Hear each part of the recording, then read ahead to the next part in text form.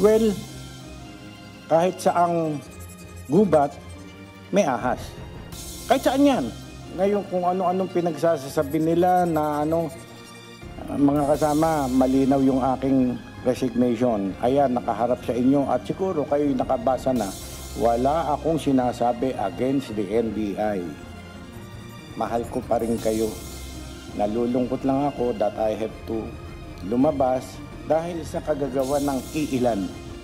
Isa-isang pinasinungalingan ni National Bureau of Investigation Director Jaime Santiago ang mga paratang sa kanya.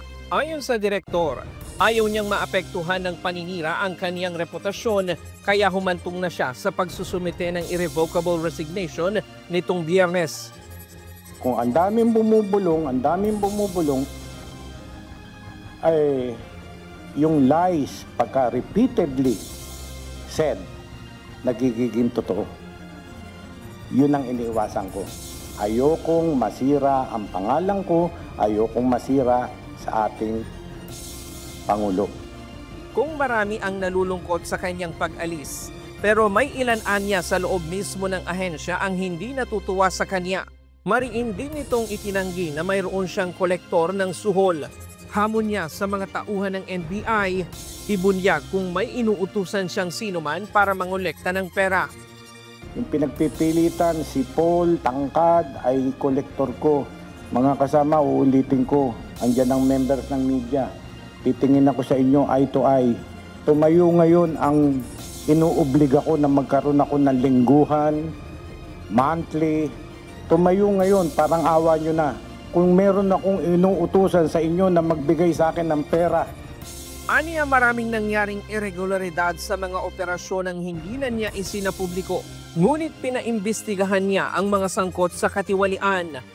Pero dito na lang sa atin sana. Kaya lang, ayun, nag-capitalize dun yung mga naninira sa akin. Yun ang pinapaabot dun, merong ganon, kumuha si ganito na 50 mil, kumuha si ganito ng 20 mil. Hindi ako nagre-report sa kanila, pero kinakastigo ko dito. Pinapaimbestigahan ko sa IAD.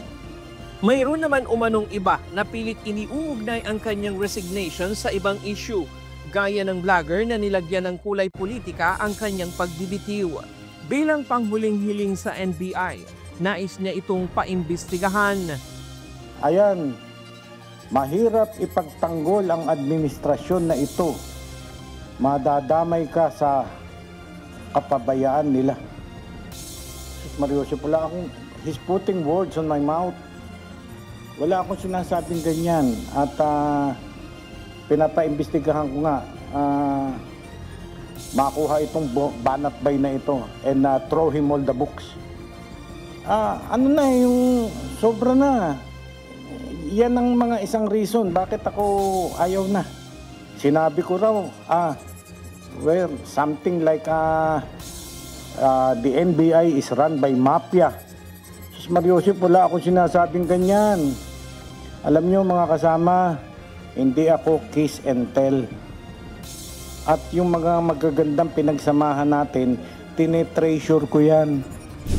Ayon kay Director Santiago, hanggat walang napipili si PBBM na kapalit niya sa pwesto, ay mananatili pa rin naman siya sa NBI bilang respeto sa tiwala sa kanya ng Pangulo.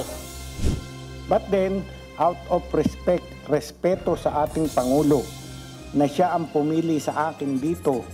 No, inilagay niya ako dito, nag-apply ako, inilagay niya ako dito, nagtiwala siya sa akin. Hindi ko tatalikuran bigla-bigla na lang. Kaya ang sabi ko, my irrevocable resignation shall take effect immediately upon appointment of my kapalit. Mananatili ring buo ang kanyang tiwala sa kasalukuyang administrasyon. Lilinawin ko to, andyan ang media, lilinawin ko to. Hindi ako umalis dahil sa ayaw ko na sa administration. I salute the President, I salute SOJ, I salute leaders. Wala po sila sa atin, sa akin, wala silang inutos na illegal na gawin natin. Free hand ako. Nakita nyo, nakakapagtapon ako. Free hand ako. tapong ko to, ilipat ko to, freehand ako. Kanina, naging emosyonal ang ilang kawani ng NBI sa kanyang tila pamamaalam kung saan sinabi ni Santiago na posibleng ito na ang kanyang huling flag raising ceremony sa ahensya. Plano naman ng dating hukom at ngayong NBI Director na magbalik sa pribadong buhay at pagtuunan ng pansin ang pagsasaka sa kanyang pag-alis sa ahensya.